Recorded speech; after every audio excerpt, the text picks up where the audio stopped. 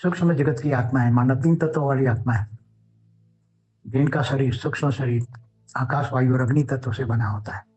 और मनुष्य का शरीर में जल और मिट्टी 2 तत्व ऐड होते हैं तो 5 तत्वों का शरीर होता है मनुष्य का। तो सूक्ष्म जगत की भी जो आत्माएं हैं, जो मरने के बाद सूक्ष्म जगत में यहाँ धरती पर ही रहती है, धरती पर ही भटकती है, क्योंकि उसकी आत्मा में मोह होता है, विषय विकार वासना होती है। इसलिए वैसी आत्माएं ऊपर जा नहीं सकती, और ऊपर के लोकों में जाने का, जैसे भूलोक से ये भूलोक में रहती है, और वो भूलोक में, स्वर्गलोक में, महालोक में, जनलोक में, तपलोक में, सत्यलोक में, इसके ऊपर ब्रह्मापुरी में, विष्णुपुरी में, शिवपुरी में परम धाम जा नहीं सकती। ऐसी आत्मा ज्ञान हो और नष्टो मोह की स्टेज हो तो ऐसी ऊपर के लोक में आत्मा जा सकती है। बाकी यहाँ अंत मते सोगति, आत्मा मरते वक्त जब आत्माएं यहाँ होती है तो उसका सूक्ष्म शरीर में यहाँ अपनी वासना की पूर्ति के लिए किसी में प्रवेश करती है, फिर अपनी वासना की पूर्ति करती है।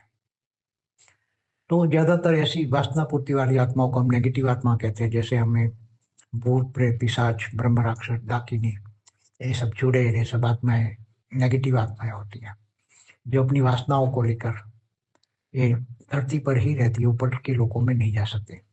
तो धरती पर रहकर लोगों में प्रवेश करके लोगों के घरों में रहती है, और ये आत्माएं उल्टा फुल्टा काम करती है, लोगों को दुख देने का काम करती है।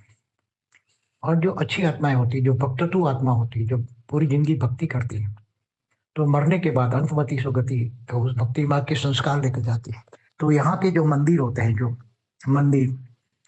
मंदिरों में जाकर वो भक्ति करती है, तो वो सूक्ष्म में वो भक्ति ज्यादा तेज करती है, सूक्ष्म में भक्ति तेज करती है। ऐसी आत्माएं फिर धीरे धीरे उसको सदगति मिलती है। नेगेटिव आत्माओं की दुर्गति होती है विषय विकार वासनाओं से।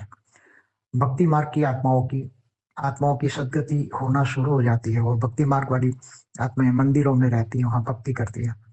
सूक्ष्म जगत में भी मंदिर होते हैं, वहां भी जाती है, सूक्ष्म जगत में थोड़ा ऊपर जाती है, फिर ये धीरे धीरे करके ऊपर अच्छी जहाँ है उसको पता लगता है, ज्ञान दिया जाता है कि तुम आप हरिद्वार में जाओ, उससे ऊपर गंगोत्री, यमुनोत्री, बद्रीनाथ, केदारनाथ जाओ। फिर वहां आत्मा बहुत तपस्या करती है, ऊपर पहाड़ों पर जब आत्मा जाती है तो आत्मा में रिफाइन होती है, उसका सूक्ष्म शरीर, उसका मन पवित्र बनता है, और मन जब पवित्र बनता है तो सूक्ष्म शरीर भी पवित्र बनता है, अच्छा बनता है, हल्का बनता है।